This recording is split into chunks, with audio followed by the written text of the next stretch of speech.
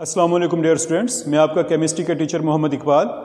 आज हम अगला चैप्टर नंबर 16 स्टार्ट करेंगे, जिसका टॉपिक है केमिकल इंडस्ट्रीज़। कि हम मुख्तलिफ़ किस्म के इंडस्ट्रियल प्रोडक्ट्स को, मुख्तलिफ़ किस्म के केमिकल कंपाउंड को लार्ज स्केल पर, वसी पैमाने पर कैसे तैयार करते हैं। इसमें मुख्तलिफ़ कंपाउंड्स की डिटेल बताई गई है। इसमें जो सबसे पहला टॉपिक है हमारे पास वो है मेटलर्जी या extraction of the metal. Metals की एक्सट्रैक्शन या मेटलर्जी। आप लोग जानते हैं जो मेटल्स हैं वो ज़मीन के अंदर पाए जाते हैं मुख्तलिफ़ कंपाउंड्स की शक्ल में। इन मुख्तलिफ़ मेटल्स के कंपाउंड्स को ज़मीन से निकाला जाता है और उन्हें प्यूरिफाई करने के लिए मुख्तलिफ़ किस्म के फ़िज़िकल और केमिकल प्रोसेसेस से गुजारा जाता है। वो जो मुख्तलिफ़ किस्म के फ़िज़िकल और केमिकल प्रोसेसेस का मजमूआ है उसे हम मेटलर्जी कहते हैं। तो मेटलर्जी का प्रोसेस या इसका जो है टॉपिक है, उसे पढ़ने से पहले हम कुछ हेडिंग्स हैं, कुछ डेफिनेशंस हैं, उन्हें हम समझ लें, पहले अच्छी तरह तैयार कर लें। सबसे पहले है मिनरल्स। मिनरल्स आमतौर पर हम इसे मादन कहते हैं या मादनियात कहते हैं। तो मिनरल या मादनियात, इसे डिफाइन करेंगे, the solid material found beneath the earth surface contain compounds of metal along with impurities.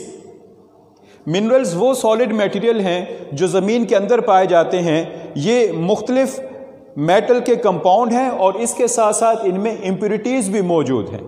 इसके बाद नेक्स्ट है हमारे पास ओर्स। ओर्स को हम कच्छ धात भी कहते हैं। इसे हम यूँ डिफाइन करेंगे, those minerals from which a metal can be extracted commercially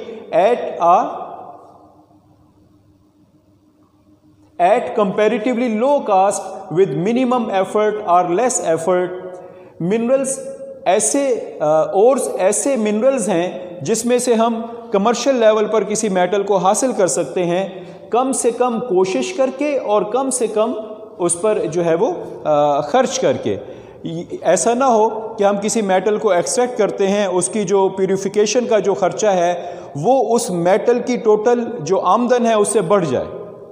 तो ऐसे हम और नहीं कह सकते, और हम उस कंपाउंड को, उन मिनरल्स को कहेंगे कि उस पर प्यूरिफिकेशन पे जितना खर्चा हुआ है मेटल उससे ज़्यादा कीमत की हमें हासिल हो, तो वो मिनरल और कहलाएगी। उसके बाद gangue, earthly and other impurities which are associated with the ores they are termed as gangue. ये रेत भी हो सकती है, कंकर, पत्थर, मट्टी वगैरह, ये इम्प्योरिटीज़ हैं जो कि ओर के साथ लगे होते हैं, उसके साथ एसोसिएटेड हैं। नेक्स्ट है हमारे पास मेटलर्जी। इसे हम उर्दू में कहते हैं धातकारी। कि मेटल्स को एक्सट्रैक्ट करना, कमर्शियल लेवल पर मेटल्स को एक्सट्रैक्ट करना उसकी ओर से कि उससे कम खर्चा हो और मुख्तलिफ़ किस्म की फ़िज़िकल और केमिकल प्रोसेसेस उसमें इन्वॉल्व होते हैं। इसे हम यूँ डिफ़ाइन करेंगे, extraction of metal in pure state on large scale. किसी मेटल को खालिस हालत में वसी पैमाने पर हासिल करना, from its ore by physical and chemical means.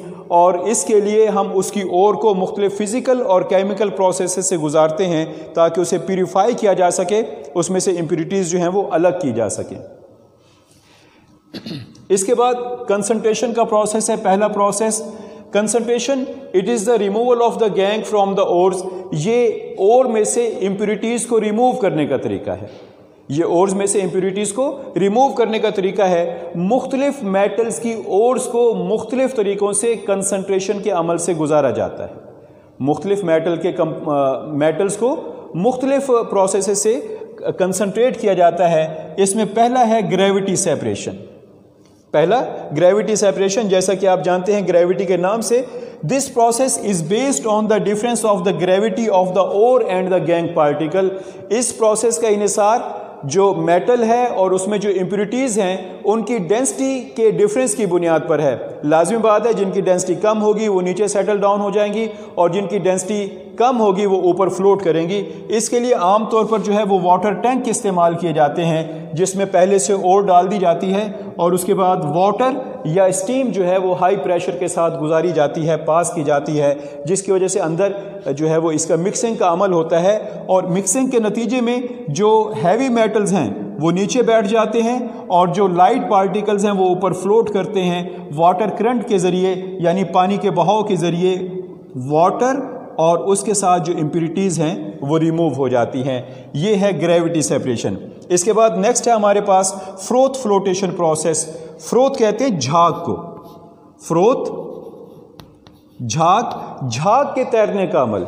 इस प्रोसेस के लिए इसके जो बुनियाद है, इनिसार है, वो इस बात पर है कि ओर पार्टिकल्स जो है वो ऑयल के साथ वेट होंगे और गैंग पार्टिकल जो है वो वाटर के साथ वेट होंगे।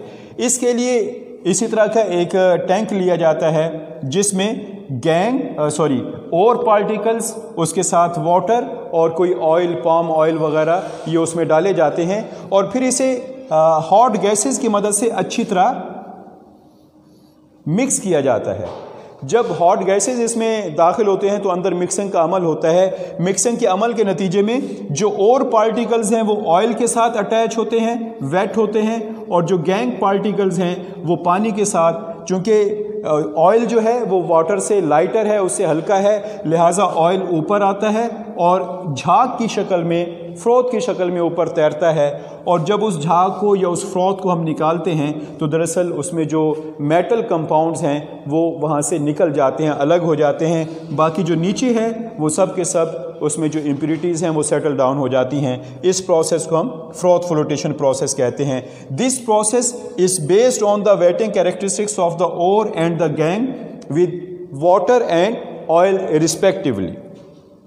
नेक्स्ट है हमारे पास electromagnetic separation. Electromagnetic separation, it is based on the separation of the magnetic ore from the non magnetic particles, non magnetic ore. इसमें मैग्नेटिक ओर को नॉन मैग्नेटिक पार्टिकल से, नॉन मैग्नेटिक कंपोनेंट से अलग किया जाता है। मैग्नेटिक ऐसे compound जो मैग्नेट के साथ अटैच हो जाते हैं, इसे हम मैग्नेटिक प्रॉपर्टीज़ या मैग्नेटिक बिहेवियर कहते हैं। इसके लिए जो आयरन वगैरह है वो उसकी ओर्स या उसके कंपाउंड्स को इस प्रोसेस के तहत प्यूरिफाई किया जाता है। इसके लिए स्टूडेंट्स सबसे पहले जो ओर है उसे अच्छी तरह क्रश किया जाता है और क्रश करने के बाद उसे एक बेल्ट से गुजारा जाता है और वो जो बेल्ट है वो मैग्नेटिक व्हील से गुजरता है।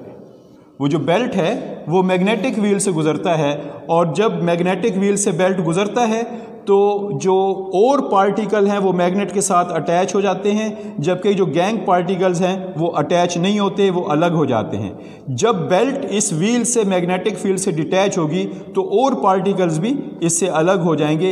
इस तरह गैंग और पार्टिकल या मेटेलिक कंपाउंड अलग अलग एक दूसरे से हो जाते हैं। चूँकि इसमें मैग्नेट इस्तेमाल होता है इसलिए इस प्रोसेस को मैग्नेटिक सेपरेशन कहते हैं। तो ये जो है वो बेसिक डेफिनेशंस थी जो कि मेटलर्जी के अमल में बार बार इस्तेमाल होंगी। उम्मीद है आपने इसे अच्छी तरह समझ लिया होगा और अगर कोई प्रॉब्लम है तो हमारे व्हाट्सएप नंबर पर रब्ता करें और हमारे चैनल को ज़रूर सब्सक्राइब करें। बहुत शुक्रिया।